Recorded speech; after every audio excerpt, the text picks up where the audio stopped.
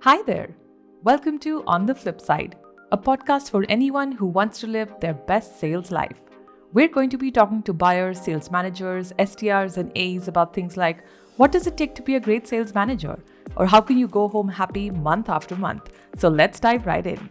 Hi there. Welcome to On the Flip Side with Wingman. I'm your host, Kushal, and today we're joined by someone who's an expert on all things inbound, marketing or sales. Josh Harcus is the founder and head of growth at Huify, an inbound marketing and sales agency, and also a HubSpot partner. He's also the best selling author of Closing Culture. Josh, so great to have you on the show. Excited to be here. So, Josh, I know we were talking about really, a lot of the major mistakes and the most glaring sort of mistakes that a lot of folks do when they're setting up their inbound motions, whether that's inbound marketing or, the inbound sales process. So, for today, let's maybe kind of get into what you think are maybe the top most glaring and obvious mistakes that people make when they're setting up an inbound process. Where do you see a lot of the breakages happening and what can be fixed? That's such a great question. I'd say right away, the delay between when a marketing lead comes through and then is passed off to sales. That's the biggest place for improvement and the best place to actually increase the chance of you closing that deal. And still, the average company winds up responding to a lead within 42 hours, which is just a very long time for a lead to wait for a response. I'm also left wondering if this is because, as people, I think we've become hardwired in some sense psychologically to expect quick responses given technology. And that's not entirely, an unrealistic demand either, because I think with technology, we're geared to get everything like in shop. And now we have grocery deliveries within 10 minutes, 5 minutes, right? In a lot of cities around the world, including where I am. So I think it's also that the expectations from the average consumer or the customer has really gone up in terms of the time and the turnaround time. So maybe that's why on a psychological level as well. What do you think are maybe is maybe the best way to fix this? Is this an easy thing to fix? It sounds like, but given our experiences in marketing, it sounds a little more complex. Yeah, absolutely. The It's definitely not an easy thing to fix, and the reason is because it's usually a cultural issue. Either the priority on the leads that are being passed off, which are usually referred to as marketing qualified leads. Some companies will call them SQL, sales qualified leads. But either way, those leads that are getting passed off to sales that are sales ready, quote unquote, uh, aren't as much of a priority. And that could be for a variety of reasons. It could either be because of distrust between the marketing and sales team, where sales feels like marketing is just throwing all these leads over the fence to hit their MQL numbers that they need to hit, that they're measured by. But a lot of them are unqualified. And so instead of them filling up their calendar with all these unqualified leads or calling all these unqualified leads, they'd rather spend time just going outbound and finding their own leads that they can trust a little bit more, which is not a good response. It's also a huge waste of resources and money from the company perspective. Could be a technology reason, could be a manual process where there's a sales ops person or a marketing manager or sales manager who's in charge of manually selecting which leads are qualified or not. And then that kind of bottlenecks with that person, and that adds another delay to it. But really, the goal and what everyone's expecting is to have a response in under 5 minutes. So that's a very tough thing to achieve, and something that isn't necessarily always achieved, but it's definitely a goal you should strive for, because the stats show that you'll increase your close rates by 1,000x if you can respond to leads within 5 minutes, which is just insane. Yeah, that seems like a tremendous advantage, and especially one that I guess marketing would want to get all over, considering it can be challenging to get those leads in the first place. Yeah, for sure. I guess my next question to you would then really be if you were to work with a company and they asked you about what would be the ideal way of really setting up, a lead follow-up process. And I know with all things marketing, it depends on a number of factors. But maybe if you could just run us through what you think a basic framework could be, for folks who are listening in on how to really set up an ideal lead flow. For sure. Well, Kushal, it always starts with a goal, because ultimately, we can do all this great work, we can set up all these things, but how do we ensure that it's actually going to be what's best for the company? And then how do we also know when we set up this experiment that the teams are going to iterate and change it unless there's some intrinsic value for themselves? We already addressed kind of the biggest problem is usually because marketing is only being measured on MQLs. They're not being measured on, meeting SAT, so to speak, which is basically where a salesperson says, yes, this was a good, successful meeting with this lead. Some might just say SQL, that sales has gone in and qualified that this lead is a good lead. Some even go as far as saying, well, let's take each of our steps, each of our conversion rates, and work backwards from a close one deal and attribute revenue to each of these leads, so we can actually give marketing a revenue goal that they're tied to. That's the best way to handle it. But a lot of times companies don't even have a handle on their sales process. They don't even have a handle on any idea of what the conversion rates are. So that's hard to get to that place. So what I encourage and what I would suggest is the best place to start is by creating a SLA, a service level agreement between marketing and sales, where marketing is agreeing, okay, we're going to send over this many leads per month that are qualified. And we're not going to try to blow past that number. We're just going to shoot for sending the best, most qualified leads at that number that we can. And then sales, you're responsible to follow up with those leads within ideally 5 minutes.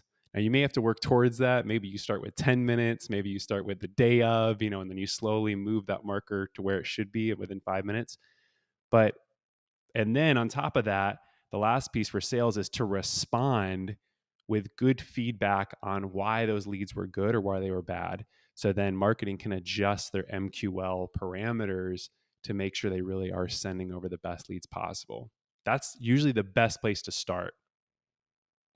Josh, it sounds like while a broken lead, follow up sort of flow, one off piece that needs to be fixed, but from what you're saying, it doesn't seem like it seems like there's more to the eye. It's really about alignment on a lot of different factors, goals, like you said as well. Why do you think this rift exists in the first place between, say, marketing and sales? I know different folks have different takes on it. Is it because they are essentially chasing different targets in some sense, or is it maybe broken communication along the way? Yeah, great question. Really, I think it comes back to trust in a few different factors. One, trust in the system.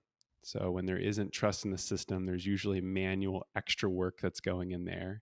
Ideally, you should be able to trust that as soon as a person hits a certain mark, or they've done enough activity, or they've requested certain information from a certain form, like they want a demo or they want to see more, whatever, that should be followed up by sales. That should be the expectation that, hey, this is a marketing qualified lead, they're sales ready, they say they're sales ready, they've given us their phone number. Sales, reach out and follow up with them.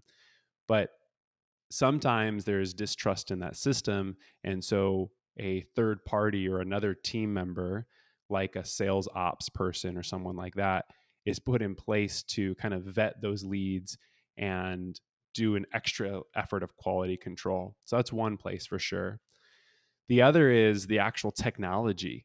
Right now, we have so many tools we can access to determine the quality of a lead or where leads are coming from or whatever. I've even seen some companies where they were using 5 or 6 different lead capture tools alone. And so it's hard to tell for a salesperson, where did this lead even come from? Was this just some list that we bought? Or are they really interested in what we're selling here? And so when I reach out to them, is there going to be a positive response back, or are they kind of going to be like, man, why are you following up with me? Add me to your do not call list or something like that.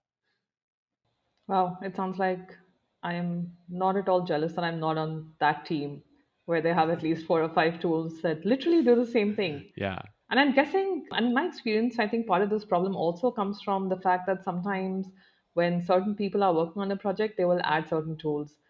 Sadly, there's not a lot of documentation or communication done around what tools have already been added. So at times, a developer will come up and say, "Oh, does anyone know anything about what this tool is, or about this form, or this piece of code?" Right? So many a times between when handoffs happen, or rather don't happen, then that's actually when a lot of these things also come to light. And the person who's working on it has no idea of what those tools were and why they were put in the first. I think that's also sort of adding to a lot of the mismatch there. I think it's just lack of documentation and really frameworks and processes around some of those things as well. Completely agree. Going ahead, I think to really what we were discussing earlier, which is the problem of maybe having too many tools, which is what we're talking about. What would maybe, and you obviously work with so many customers as a HubSpot partner agency as well, how would you really go about advising companies on their tech stack? Is it a question of how small the company is, how many people they have on board? What are really the steps for someone to think through their own tech stack? Like, and what's the bare minimum for someone to really, get started? That's a great question. Yeah, it's super interesting too, because I feel like at this point, we've worked with over 70 companies over the last 10 years, and you see it all. You see large companies that only have one or two tools and need more, frankly, because they don't have enough. And then you see small companies that have so many tools, it's overwhelming. And that's where the teams are getting stressed out and confused. And of course, vice versa. So, really, what it comes down to, you kind of hit the nail on the head earlier, is our process needs to be written down and documented. Because if our process isn't written down and documented, it's up to anybody's best guess. So this salesperson might do things this way, this salesperson might do it this way, this marketer might do it this way. And you can't provide a good scientific system for testing. It's almost like everybody has their own lab in some place, in some building, but you're all doing the same experiments. It's way smarter to get everybody in the same lab, following the same steps, using the same things. Instead of this person had the windows open and this person had a party in that lab the day before, whatever. There could be so many things that would change the results, that unless you standardize it, you're going to have a hard time building a scalable system or a scalable process. So, first step is to map out your sales process, and then make sure that marketing understands, hey, these are the steps of our sales process, and here are the questions that we ask at each step. Because if marketing knows that, now they can better educate the customer. So when the customers ask these questions, or potential customer is asked these questions, they even know how to respond, because they've read certain materials or they've been thinking about these questions for a little while, and they're not just hearing these things for the very first time. So first step is to document. And then the second step is to make sure that each party has a very clear understanding of the revenue goals that they're all working towards. Really, up until this point, companies have been so siloed, where you have a CMO all the way down, that's the marketing team. And then you have, a CRO or a VP of sales, and all the way down, that's the sales team. And both of them feel like they're fighting against each other for budget or for needs or for whatever else. And there isn't a good alignment between the two teams, because frankly, they're just led by, there's just different goals. It's a different culture on both sides. One's very creative and innovative and kind of seeking what the future holds. The other is held to very clear monthly or quarterly revenue goals that are just straightforward, and their creativity comes through more conversation and discussion with getting people to relate their goals or whatever they're trying to achieve, so they can match the service or product that they're selling. So when you align those two teams and you get them to focus on, let's document what we're doing, let's get each other on the same page, that's where you see a lot of growth, and you see them move towards more of a closing culture. Love that definition of a closing culture. I haven't read your book yet, but I'm definitely going to go pick up a copy now that I have, a flavor of what it's going to be about, and I can see myself already agreeing with everything I'm sure you've already put in it. Josh, I think it's amazing to sort of get so much clarity on some of these really key glaring errors in some sense. I think moving ahead, there are a few other questions that we have, different segments on the podcast. So one of the other questions that I'd like to ask you is, what would you be doing if you were not doing your current job? Ooh, that's a tough one, because I feel like I'm doing what I love the You were most. born for this. Yeah, Let's say you weren't. exactly. Yeah. So I actually got my start in being a professional magician. So a long time ago, I was a street performer, and I would do open air magic and do magic tricks and even some juggling and even a little bit of fire breathing and some other. Basically, I could join a circus tomorrow if I wanted to. But You are part of one. It's called inbound marketing. right, yeah, exactly, exactly. It's probably why I love working with startups and SaaS companies. It's the closest thing I could get to a circus. But so yeah, I would say anything in entertainment. I used to be a DJ for a little while. That's how I paid my way through college. So kind of giving people an experience and helping them kind of walk away with like, wow, that was amazing. This happened or whatever, whether it's magic tricks or DJing or the party or whatever. I'd say it'd be something probably in that field. Got it. Nice. Spreading the magic around. Yeah, My exactly. next question to you is what's really the number one impact that you'd like to drive on the world with your work? I think it's staggering to realize how much we spend working towards other people's passions and other people's goals. And I'm not saying that everybody should become an entrepreneur tomorrow. That's not my driving force. I think that actually you can find so much fulfillment in a great organization, doing what you love, doing what you're called to do. But a lot of people aren't clear on that. And so helping people understand kind of their purpose, why are they doing what they're doing so they can become their best selves. I want to touch as many people as possible. That's the goal. The more lives I can impact, that's really where I would say success is found. Got it. Josh, for my next question, if you had to give a shout out to someone in your industry who you think is doing a really great job, who would that be? Oh man, there's a bunch of people. I'd say Chandler Bolt. Chandler Bolt is he actually is a little bit outside of my direct industry, but he runs a company called Self Publishing School, and he's helped so many people publish their first book.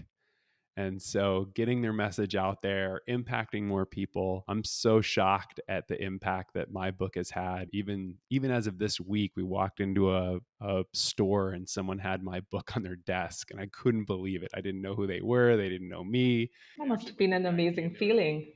Yeah, they're like, Josh Harcus, wait a minute. This Josh Harcus? And I was like, oh my gosh.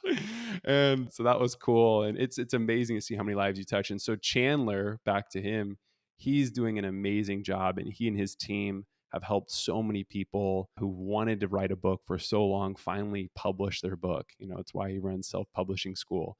And so shout out to you, Chandler. Keep it up, man. Nice. Moving on to our last and I think most fun segments. It's a segment called Wrong Meanings Only, where I'm going to throw a couple of words at you. And what I'd like from you is what you think is the wrong, sarcastic, funny sort of definition in a couple of lines or words of that particular term. Okay. Are you ready for this? I'm ready. Okay, great. The first one is B2B. B2B.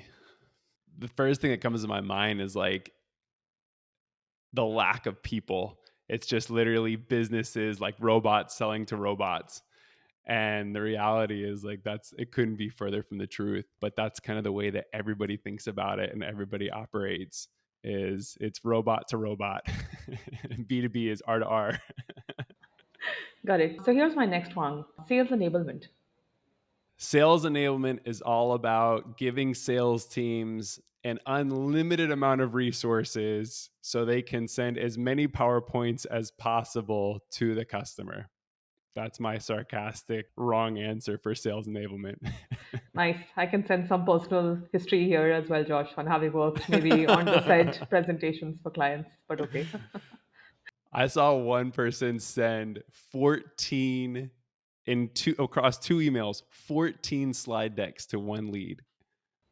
Wow. They didn't book a meeting, in case you're wondering. Did they No, know something no one else did? not even close. Here's my last term, churn. Churn. Out with a bad, in with a good. No, churn is all about getting rid of those bad customers. That's my sarcastic answer and wrong answer for that one. Great. Thank you so much, Josh. This has been an amazing chat with you, really. I really appreciate, all your honesty in sharing your own experiences, your expertise, your shout outs, and of course, all of the wrong meanings as well. Thank you. This has been an incredible episode with you. Awesome. Thanks so much. Fun chatting today.